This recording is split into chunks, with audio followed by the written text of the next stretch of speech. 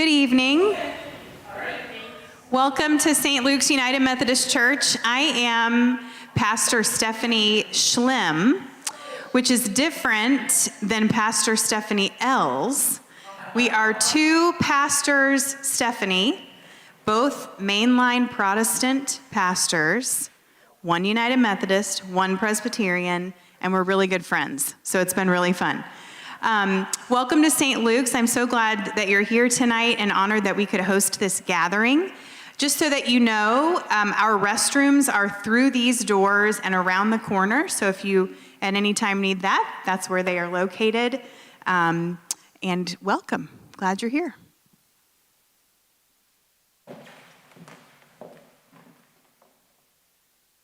Thank you, Pastor Stephanie. For those of you who are at home, welcome and watching. I'll just say a little bit about DACU. DACU is a group of folks from all of the congregations across the city of Dubuque who come together to unite in one cause of love and justice for our community and peace for our world. And so we do programs like this to help everyone understand what's going on in our world and how we can be a part of that. So we thank you for being here tonight. I'm not going to hold up with a lot of talk tonight because I'm going to turn it over to Stephanie, who is going to do the other Stephanie too, who's going to do a prayer and introduction. We will hold off with announcements until the end of the program, but just know that if you stand around long enough and wait around long enough, there is coffee and cookies in the room next door. So, Pastor Stephanie, it's all yours. No one's going to hear anything after cookies. Let's open with a word of prayer. Dear God, as we gather together, we, a community of faith dedicated to the work of peace and justice, we come acknowledging the presence of our self-righteousness and pride. We confess at times that we have forgotten all of the sores in need of healing, all of the newly formed scars raw from heartache and wounds infected by neglect that we all have. And in our cloud of privilege, we walk about, failing time and time again to see the things others are carrying with them, the festering wounds of oppression and unhealed relationships.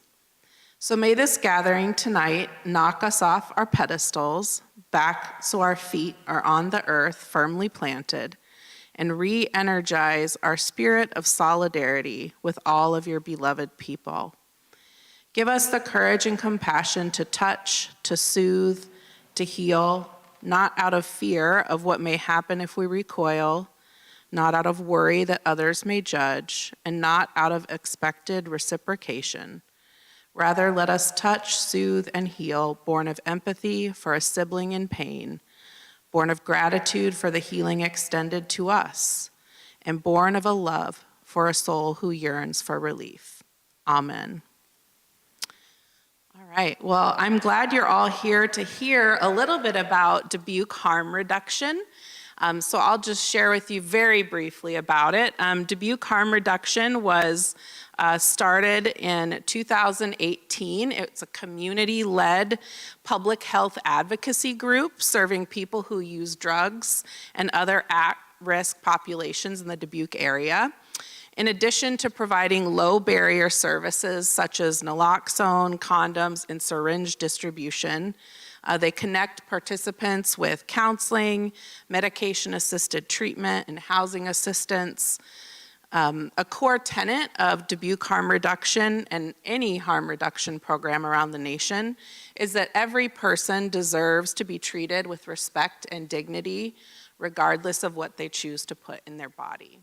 And so we have with us tonight Evan Hudson, who is the program coordinator for Dubuque harm reduction. Evan first moved to Dubuque in 2017 and is looking forward to being here for years to come. A recovering opiate addict himself, Evan was introduced to harm reduction when he was attempting to access naloxone and clean syringes in New Orleans. And after helping found Dubuque Harm Reduction in 2018, he became the director in 2020, and he's grateful to be alive and spreading a good word about harm reduction. So please welcome Evan.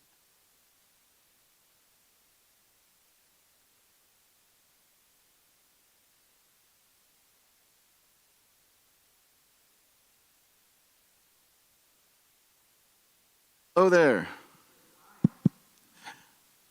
So, as my introduction said, my name's Evan Hudson, and I'm the program coordinator for...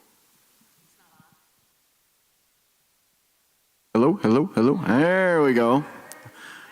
All right. So, as Stephanie said, my name's Evan Hudson. I'm the program coordinator for Dubuque Harm Reduction, and I'll be talking a little bit today about the work that we do. Who here has ever heard the term harm reduction? We got one. No, and in the back. As Stephanie said, the bulk of our services are distributing syringes to people that use drugs, which is, on the face of it, a little bit counterintuitive, right? The idea is, why would you make it easier for someone to use the drugs that are killing them? It almost seems like you're hurting them by making it worse, by making it easier for them to continue their addiction and potentially overdose and die. And as we know, last year in the United States, over 100,000 people overdosed and died in the United States, which is just astounding, right? 100,000 people. That's about one American every 7 minutes that died a completely needless death, largely due to opioids and synthetic like heroin and morphine and OxyContin, and especially fentanyl. So the question is, why would a public health organization give someone the supplies they use to inject drugs? Now, I would counter that question with another question, which is, what do you think someone who's addicted to drugs would do if they cannot find clean syringes?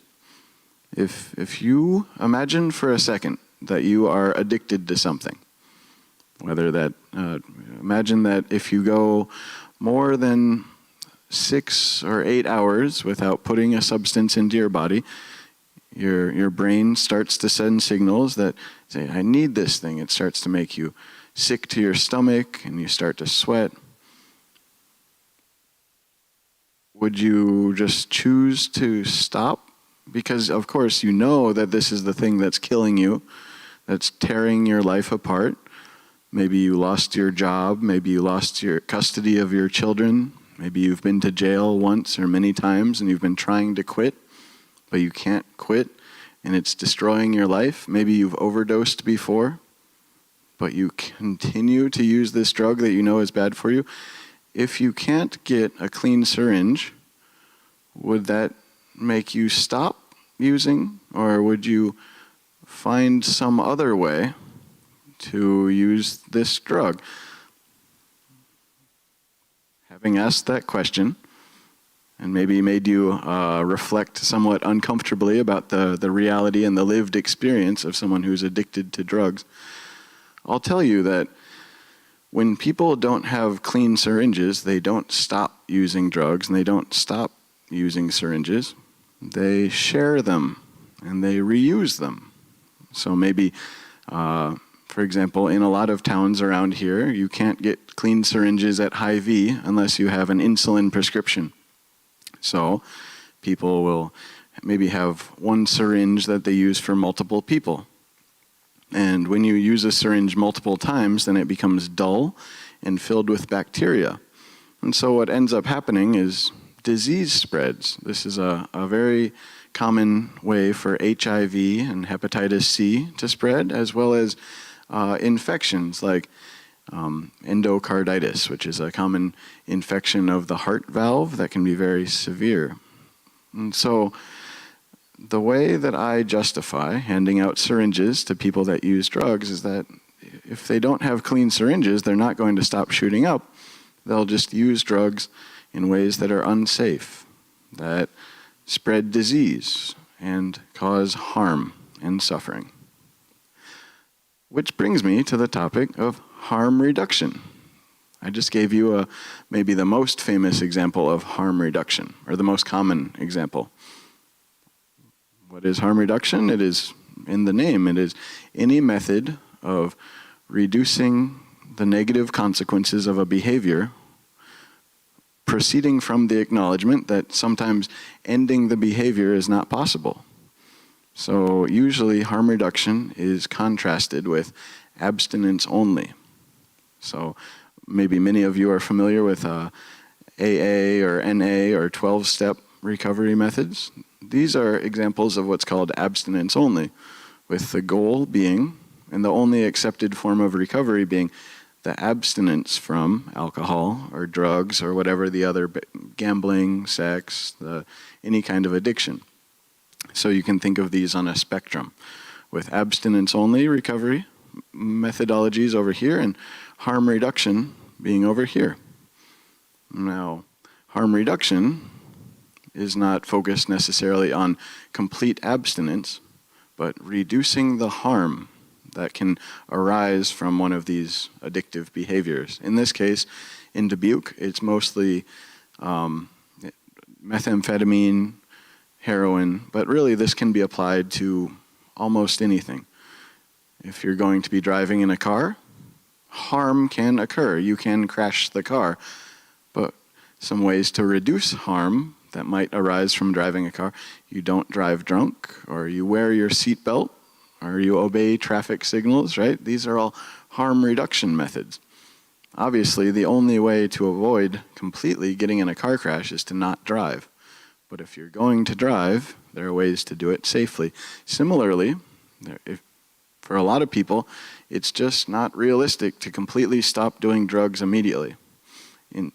And we take as our core belief that just because someone is using drugs does not mean that they're not worthy of care. This is perhaps the core tenet of harm reduction. We often say, we meet people where they're at. We meet people where they're at.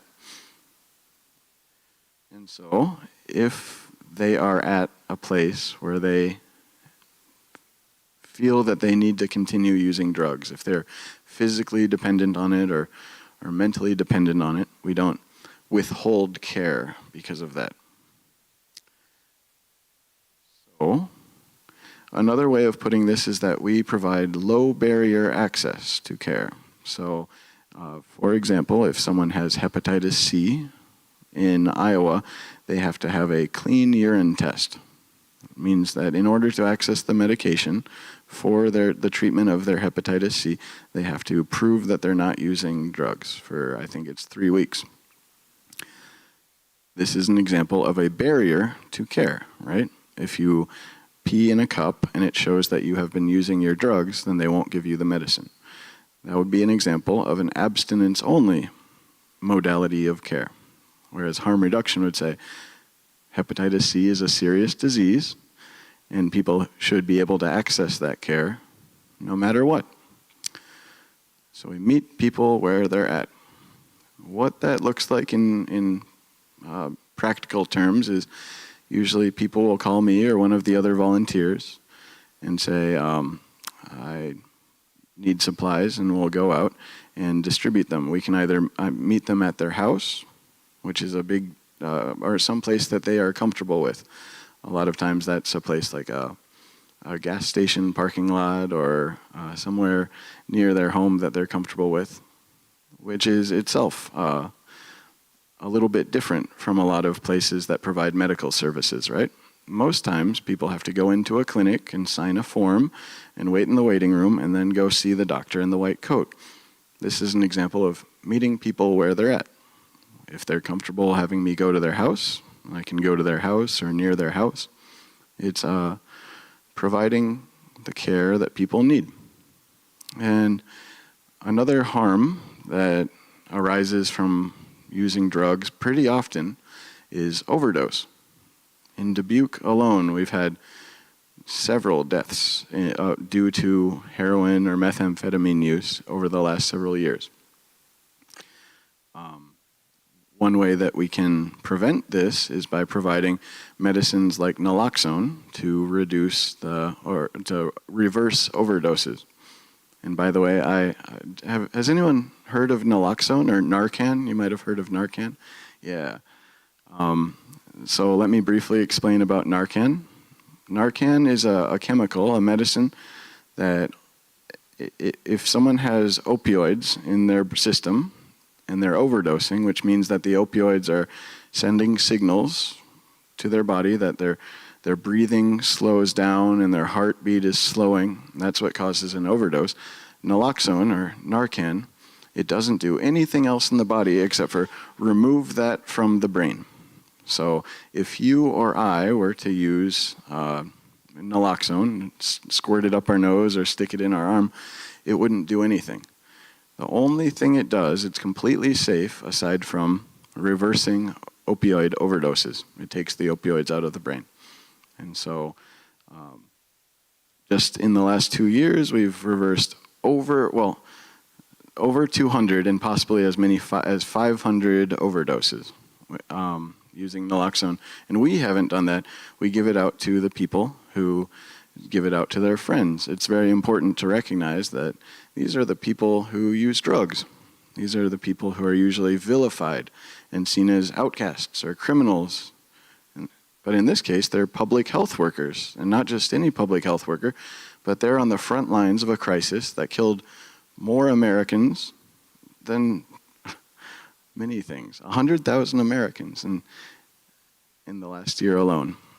And so I think that gives a decent idea of what we do, but I'd like to end by making the point that what we do isn't just handing out syringes or naloxone or other supplies like condoms, tourniquets, and other safer injection and safe sex supplies. We also connect people with services, such as treatment, or if people have been using drugs and they want to get off drugs but don't know how, then a lot of times they're too intimidated to call the nurse or the methadone clinic on their own. But I've been meeting them every other week for the last year, so we have built a relationship and there's trust there. And they say, so just in the last, it makes me so happy. There's one guy who has had a really rough time. He's been first on heroin and then on meth, and then on both meth and heroin, and homeless, and going back and forth between places. He lost his job and his custody of his kids, who are the light of his life, right? And he's a really good guy, but he had a very difficult childhood, and I think has these demons from childhood that make it really hard for him to face reality without drugs. And so even though he wants so badly to be free from addiction, I've watched him over the last 2 years really struggle with this. And I didn't hear from him for a couple months, and when that happens, I fear the worst, right? Because a lot of times it means someone is either dead or in jail. And I got a call from him the other day, and I went, oh, hey, how's it going? I haven't talked to you in a while. And it turns out he's been off drugs. He's for the last 3 months, and his wife has let him back into the house, and he's got his old job back because he was a great mechanic. And he's started to rebuild his life. And he said, and I went, do you need any, syringes or anything? No. Can you come and pick up my old ones? I don't need any more. And he goes to NA across the street at the Source now. And this is a guy who's been to rehab, 10 times or something. And he's tried to get off drugs for 6 years, but he wasn't ready yet. The puzzle pieces in his head hadn't come together yet. But in every other place, he gets kicked out of rehab or he gets kicked out of home, and everywhere else gave up on him. But he said, thank you. You didn't give up, and a lot of times when I would come and give him these syringes, there's the exchange of the supplies, but you're also talking to someone, and there's no judgment there. That's what my shirt says. Support, not stigma, right? And the idea is there's so much judgment and shame that these people face in every part of their life. And the idea is to provide a space where they don't feel judged. And I asked them, what do you need? You know, I met the director of the food bank, and a lot of times people say, you know, like, I'm broke, I don't have food, so I'll give them a list of the different free meals and food banks and so forth. Or if someone's homeless, then connecting them with resources like People in Need, who just helped another one of our friends, or the Housing Authority. And so it's not just handing out needles, it's more about extending support in a non-judgmental way, where there's no barriers to access to the people that need it the most. And I was looking at these beautiful windows when I came in, and I've been in this church a lot of times before, but it's usually for a service or a meeting or something, and I didn't have time to look, and it just...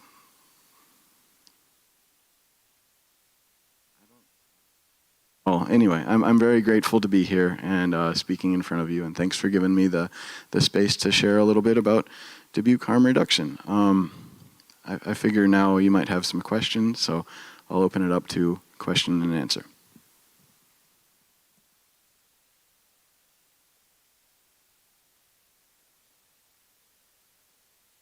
Did you have a question? Two, did you say over the last so many years, how many, you saved 200 people, we think? Is that what okay, I'm going to give this back. That's my one question. And my second is, I'm going to let you have this, is where do you get your funding for supplies to give out?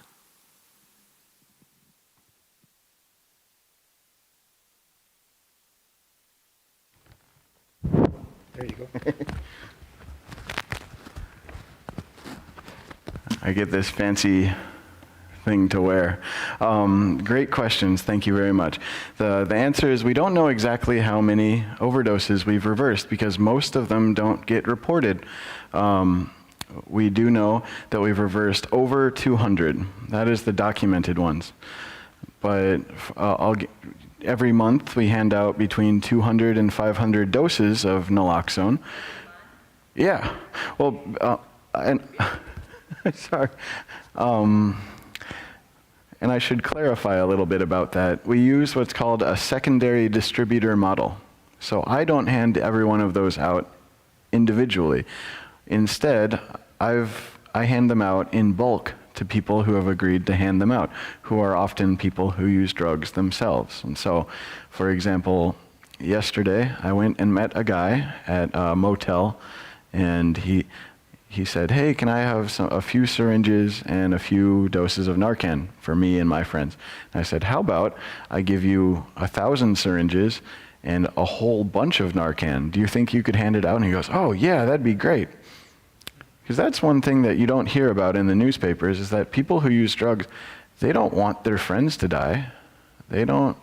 And same with drug dealers. It's bad business, and they go to jail for murder if their customers die.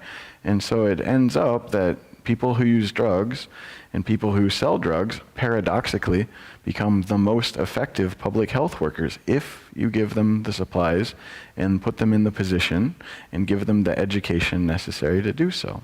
Which is completely counterintuitive to people that if you view these people as criminals who are trying to destroy society or something, but they're people just like us, and they want to keep their friends healthy too. So yeah, short answer, at least 200, probably much more. Another story, I met a girl who is a sex worker. We work with a lot of sex workers, prostitutes in Dubuque and the East Dubuque and the greater Dubuque, Iowa area down to Makokata. And I asked, last month I gave her about 30 kits of naloxone. How many of those have gotten used?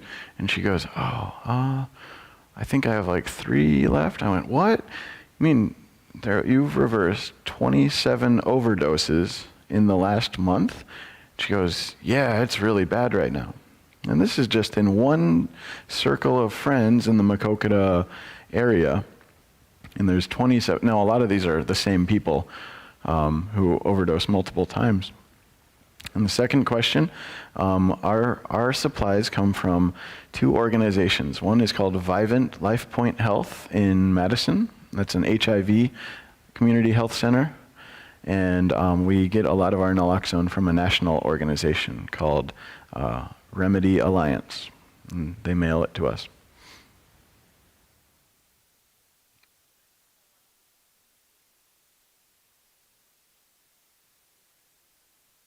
It has saved a number of lives.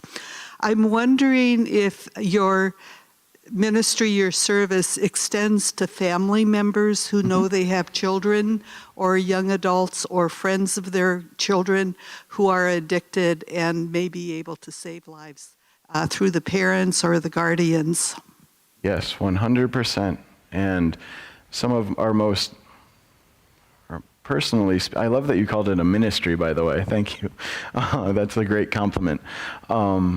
Yes, we provide naloxone to anyone who requests it, and also people that don't request it, because I give it to everyone possible. But especially parents who are worried that they know their children are being exposed to these dangerous drugs, or people that want to have it around the house. We also have given it to bars and restaurants in neighborhoods where people use drugs, like in Central Avenue and gas stations, because people will often use drugs in public restrooms, so we try to get it to everyone, anyone who asks. And I brought some tonight, so if anyone wants to have to learn how to use this naloxone or Narcan, after the meeting concludes, you can ask me, and I'd be happy to give you some and teach you how to use it. As president of the Dubuque Rescue Mission Board, I see how important this is, because many of the folks that come through our doors come because of addiction of some sort or another. Can you tell me, because Rick's never told us whether they're trained at the mission? I don't think you guys have any at the mission. I forget the name of the woman, but I asked probably 2 years ago but this is a complicated thing that some people think that keeping it around enables. They don't want to keep it on the premises. So I think the mission is trained, but they don't keep it on site. In the event of an overdose, they would call 911, and the EMTs would come and reverse the overdose.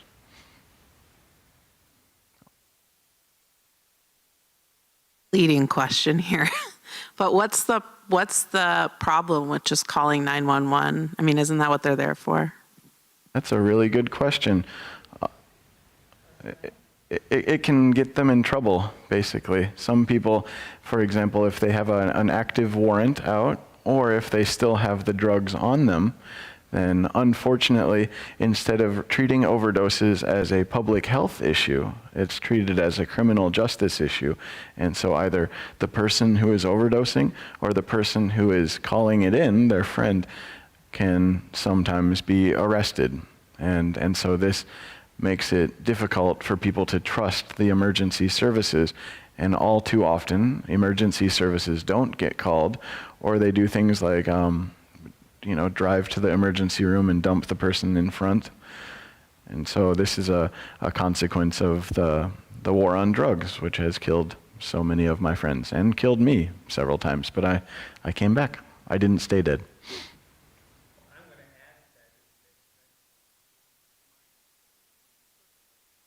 But most of the time, if they call 911, there is probably 4 or 5 people in that room that are doing the same thing. And so then now there's 5 people that could be in trouble. Right. And there's a law called the Good Samaritan Law that was passed in Iowa, I believe 2 years ago, that says that if someone calls to report an overdose, then they won't get arrested. It doesn't always get followed. I'll just put it that way. And there's some conditions attached to it. For example, I think they get 2 free overdoses, and then on the 3rd one they can be arrested, which doesn't really make sense to me. But I can tell you on good authority from talking to people I know and trust directly that sometimes the cops will come And even though the Good Samaritan law still applies, then they can still be arrested for possession of drugs. And it's a sad truth. And I would love to talk to the police about this, but for some reason they don't return my calls. Sir. You supply Narcan to the police, or where do they get theirs? They get theirs through, I believe, the Iowa Department of Health. And the Iowa Department of Health does have programs for businesses and organizations. Just 2 days ago, school nurses can now carry Narcan, which is great.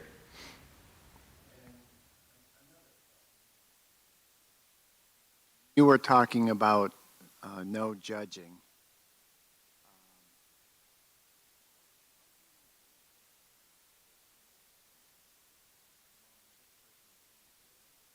Probably sooner or later, and just kind of standing back and watching that happen. Well, not watching it happen, but Right. you know it's going to happen.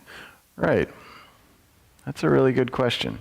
Because a lot of times people who have recovered from addiction themselves are the most fervent evangelists of recovery. I would say that my answer to that question proceeds from my understanding that addiction doesn't come from, it's not using drugs, it's a response to trauma. That people use drugs because they have wounds that they have not healed yet. And I'm not just saying this pie in the sky. There's some great research that has been done about why people use drugs and why they continue to use them even though they know they're dying. And it's a self-soothing, self-medicating behavior. What they're medicating is the anguish of being conscious when you have been traumatized and your brain is in fight or flight mode all the time. And so my, as you say, standing by and watching as they die, I think I would frame that a little differently and say that I'm providing us whatever support they're willing to accept at that time. And that does include offers of treatment, or if they say, man, this is terrible, I say, you know, if you're interested in getting on methadone or Suboxone, I can make that happen tomorrow. If you're tired of being homeless, and I can get you into a shelter, like the rescue mission, instantly. And it's providing whatever support they are prepared to accept. It's not a passive watching, it's an active support. But I'm also not telling them, you should get clean, because these are people that it's not like they've never heard that before, right? And in my own experience of addiction, that was not helpful. And I'd say that informs my response and the way I extend care as well, is that when people told me, my friends and family, you're killing yourself, you need to stop, my brain received that as judgment, even though now, years later, I understand that was a form of love. I heard that as judgment and criticism that frankly made me want to use more. And so I think that informs my heart. And yeah. Does that answer your question? What about when the addict's behavior?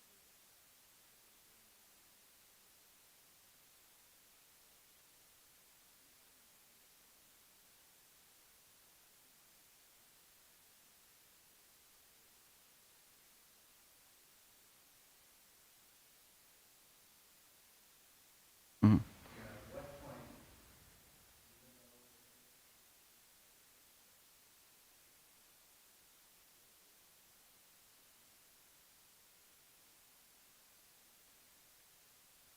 That's a really good question. I'm really happy you asked that, actually. I think it depends on the way we as a society view help and harm. So an example would be if someone's driving intoxicated, they should probably not be behind the wheel. If they get pulled over, then our society has said they should go to jail. I think that is fairly common sense. another example would be if someone is using a drug, for example, injecting heroin or methamphetamine, currently, if they're on probation or if a social worker sees that, then they take their child away from them. And so this is instead of a black and white, this is a gray area. And I think the question of whether separating families based on what substances the parents do is a good idea. Instead of being all the time good or all the time bad, it's more of a case-by-case situation. If, for example, there's a situation where the parent was selling the child for sex in order to fund their drug habit, that is a thing that has happened, and that is a clear-cut example of a time when the child would be served by being away from the parent who is harming the child. If, on the other hand, the parent is, part of this depends on the way that we view drugs as a society. Methamphetamine, lots of parents are on Ritalin or Adderall, which is chemically almost identical to methamphetamine. Lots of parents are drinking coffee or have a half bottle of wine at night. These are legal drugs. And in that case, if you view, for example, opioids, lots of people take Xanax or, which not an opioid, or pain medication in the evening, but don't have their kids taken away. And so it becomes not a question of safety or public health, but rather what is legal. And I think part of my framework depends on the viewing these questions as public health as opposed to what is legal or illegal. Does that make sense?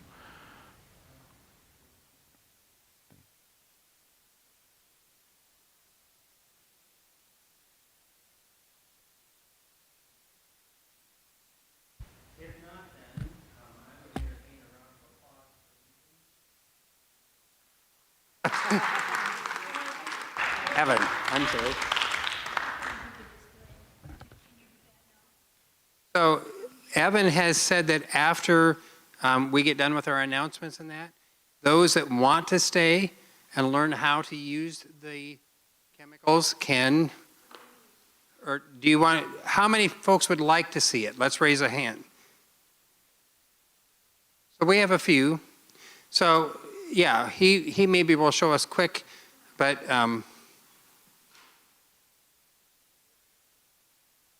yeah. So the folks that don't, that want to go and have coffee, we'll do that at the end. So again, Evan, thank you. I'm sorry I mispronounced your name the first time. I see so many people in a day, I can't keep everybody straight anymore. So are there any announcements for the group before we? So, Sister, you have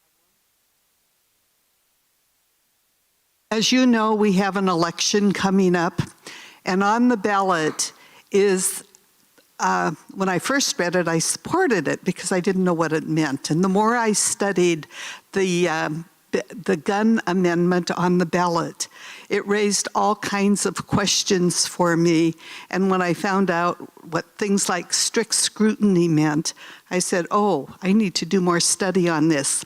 And on October 6th at 6:30, there's going to be a webinar on this ballot. It is sponsored by the religious women in the area and the director of Iowa Catholic Charities, and Tom Bresnick, however you say his name, on public policy and political science from Florida State University. And I would encourage you to watch this webinar on October 6th at 6:30 to really educate yourself on what that ballot measure means. It's on the back of the ballot, so you actually have to turn the ballot over. And there are some flyers in the back that explain it a little bit further, or if you're like I am and need a reminder, it's in a nice bright color. So thank you.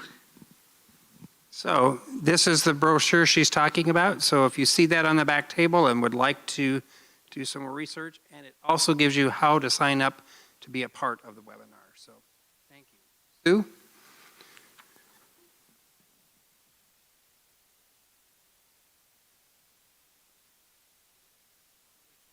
Sue?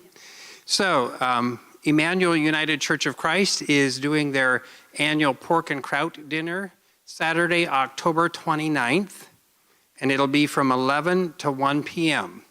And the charges are adults 15, children age 5 to 12, $5, and children under 4 are free. So join us down at Emmanuel. I don't know if many of you know in the room, but Emmanuel doesn't have a pastor, and so you're looking at the person who's playing that role for them right now. So in the UCC church, a little different than some congregations, they can vote, and so I'm able to. So I'm there 3 Sundays a month. So come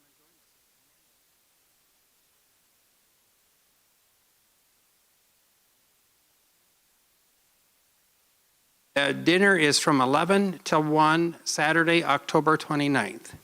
Worship is every Sunday morning at 10:30. Come and pray with us, yes. So Sue's, So this is from Elaine Mitchell, and I'll just read it. It's the Dubuque Habitat for Humanity Restore is now accepting donations of new and gently used furniture, building supplies, and hardware. A fundraiser for Habitat Humanity Dubuque, Jackson counties, we are collecting donations in preparation for our grand opening later this fall. Items especially in demand include cabinets, furniture, light fixtures, tools, and hardware. Whether you are downsizing or simply remodeling, we greatly appreciate your support. The Dubuque Restore is located at 4949 Chavanel Road, Suite number 3 here in Dubuque. Donation hours are going to be Tuesday through Friday from 12 p.m. to 3 p.m., Wednesdays 5:30 to 7:30 p.m., and Saturday 9 to 11. To learn more about the Restore or schedule a donation, please visit their website at www.dubuquerestore.org/donate. So I know that's a lot to remember, but it'll be back on the table. Sue made several copies of it. So if you have something you would like to donate or would like to be in touch with the Dubuque Restore, you can get a hold of them. The new Habitat building will be at 1470 Washington Street in Dubuque. Oh, it's a new build. So they're building a new home at that address in 2023. So if you want to be a part of that, talk to Sue, because she probably knows more about it than I do at this point. So, but see Sue afterwards if you have more information there.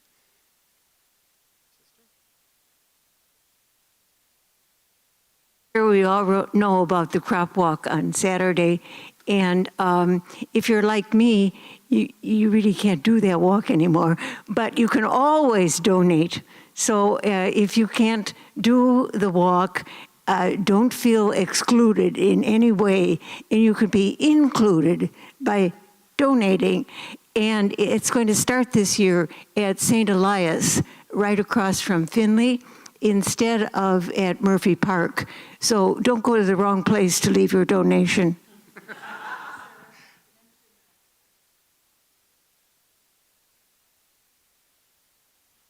Oh yes, at the beginning there will be a little remembrance of Marianne LeJudas, who was one of the main organizers of the crop walk for years and really gave her whole heart and soul to it.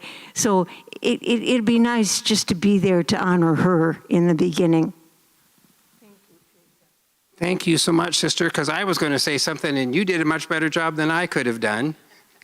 One reminder, we are asking that you not park in St. Elias's parking lot because they will be having worship while we're starting our program. But we have checked with Holy Trinity Lutheran, and their parking lot is available to us. So if you're going to be there, please park at Holy Trinity, or I think there's a side street, Sue, help me out, Bennett Street. You can park on that street as well. And that's where you enter. You'll enter from Bennett Street, which is kind of down the side of the building. told that the space there is absolutely gorgeous, and it's been remodeled.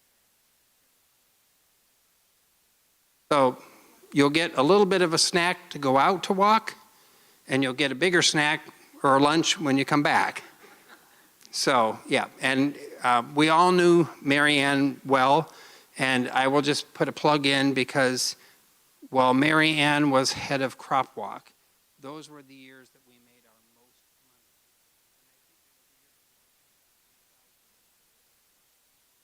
So we'll aim for that this year. We'll see how we make. I'm not walking either, but I've already donated because I have to stay back and count all your money. So.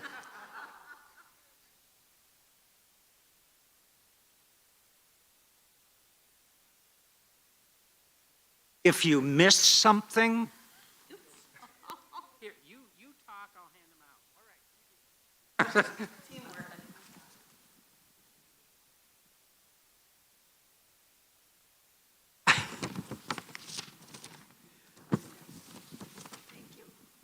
there's just a wonderful organization in town called the Dubuque Interfaith Green Coalition. And we're all about caring for God's creation. And if you'll open it up to the center, on Saturday, October 8th, we're doing a Creation Care Expo. It's going to be at Westminster Presbyterian Church, and it starts at 10 and goes until 2, but it's the kind of event, it's an expo. There will be tables of information and that kind of thing.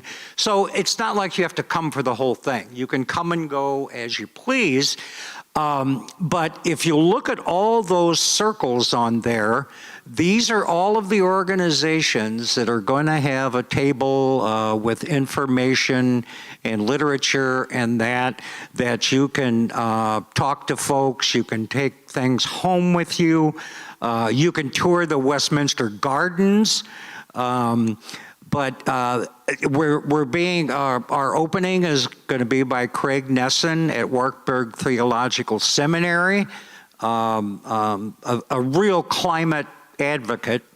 And then you'll see there at 11 o'clock, we're even going to have kind of a breakout presentation for anybody there who would like to learn how to start a green team or a creation care team in their own church or faith community.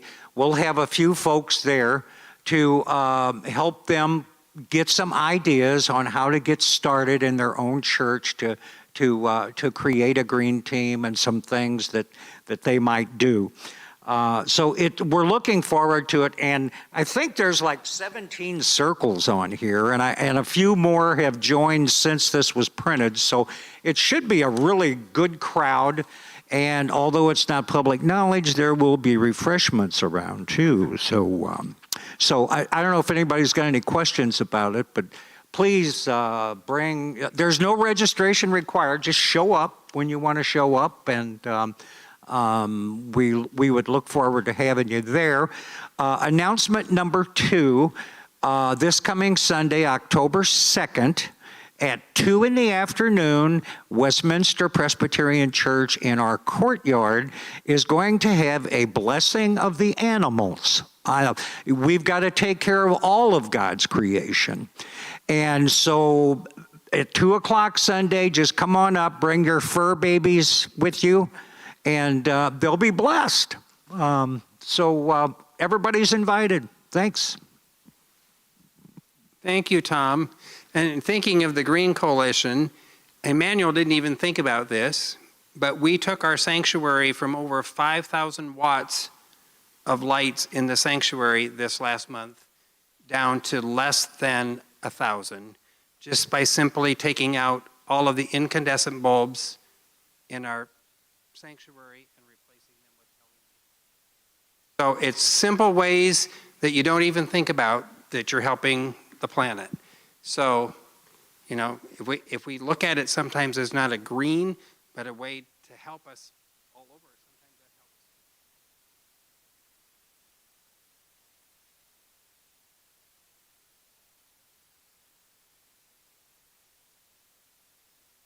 sometimes that helps. The lazy person's guide to saving the world. I want to be there, Tom. So, are there any other announcements that we'd like to share tonight?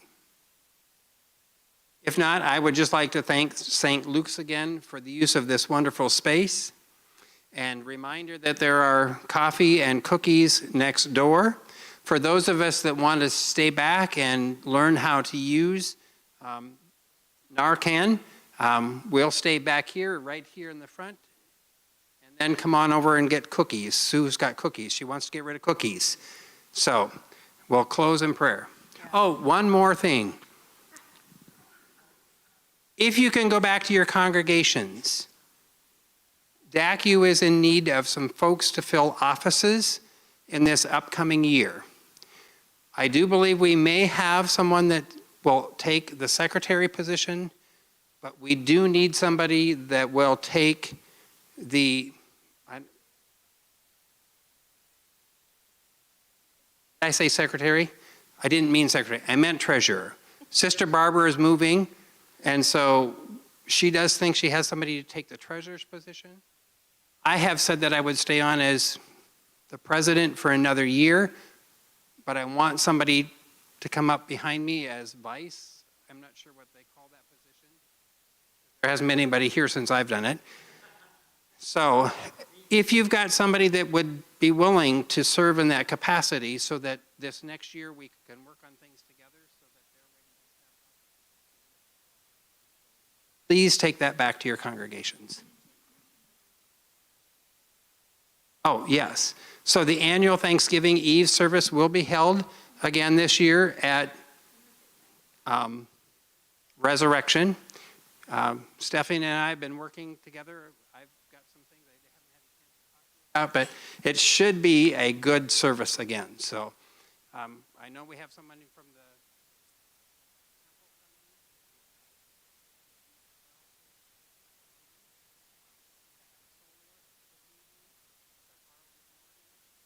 all coming together. Yeah. Yes. Yes.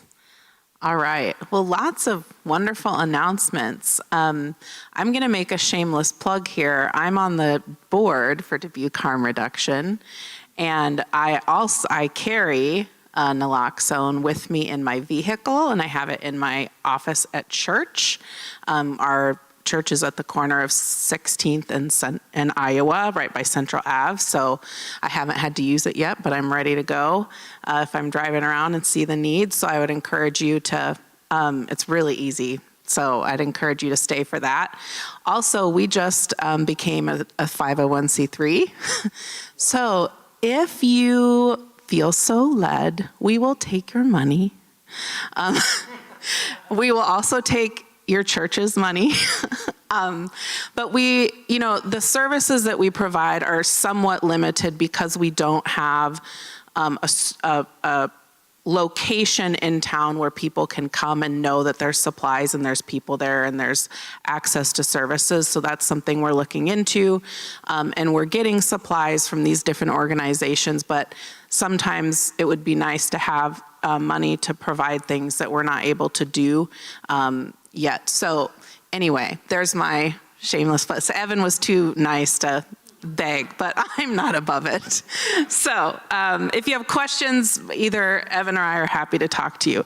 But I thought it would be appropriate to close in prayer, being mindful of our siblings who are struggling with various things in their lives, whether that's drug use or trauma or health or whatever it might be. So please join me in prayer.